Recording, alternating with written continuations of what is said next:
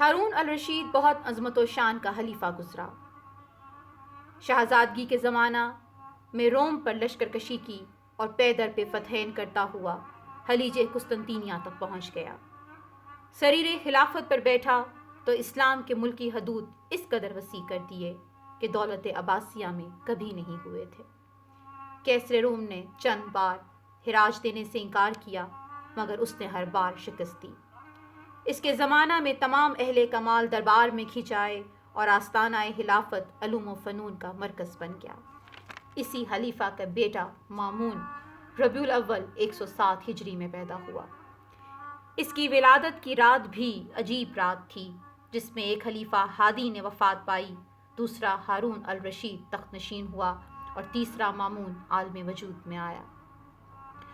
خلیفہ مہدی نے وصیت کی تھی کہ میرے بعد ہادی تخت نشین ہو اور اس کے بعد ہارون۔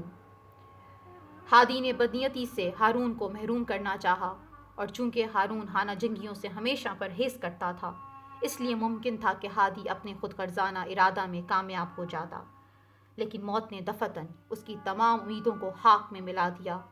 ہارون بستر خواب پر سو رہا تھا کہ وزیر اعظم یحییٰ نے جگا کر خبر سنائی۔ ہارون نے نہایت یاد سے کہا، دیکھو تم ہنسی کرتے ہو، بھائی صاحب سن لیں گے، یہی ہنسی بلائے جان ہوگی۔ یحییٰ نے عرض کیا، قضائے الہی نے اس بحث کا فیصلہ کر دیا، آپ اطمینان سے سریر خلافت کو زینت دیں۔ اور اسی رات مبارک فال بچہ مامون اس دنیا میں آیا۔ مامون کی ماں کا نام مراجل تھا، وہ ایک کنیز تھی۔ علی ابن عیسیٰ نے اس کو ہارون کی خدمت میں پیش کیا تھا۔ اس کا تعلق ہرات کے ایک شہر سے تھا۔ مامون کی پیدائش کے کچھ روز بعد مراجل دنیا سے چل بسی اور مامون کو مادر مہربان سے محروم ہونا پڑا۔ مامون جب قریباً 5 برس کا ہوا تو بہت اہتمام سے اس کی تعلیم و تربیت شروع ہوئی۔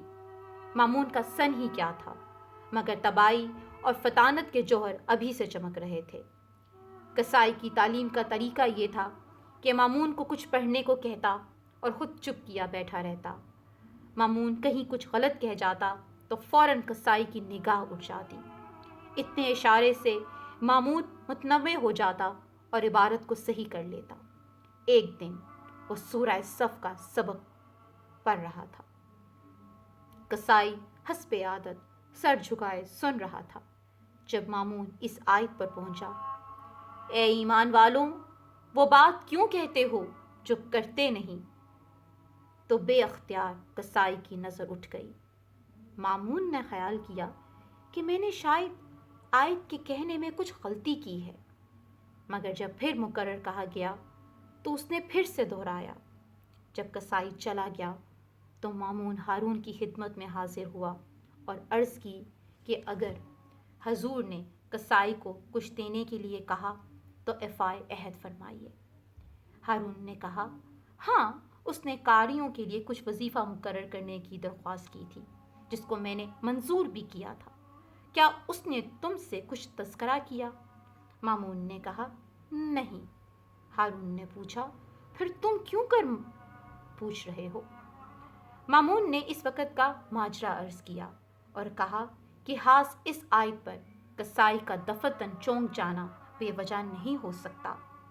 ہارون نے کم سن بیٹے کی اس ذہانت پہ نہایت تعجب کا اظہار کیا اور بہت خوش ہوا اور اپنے وعدے کی تکمیل کی۔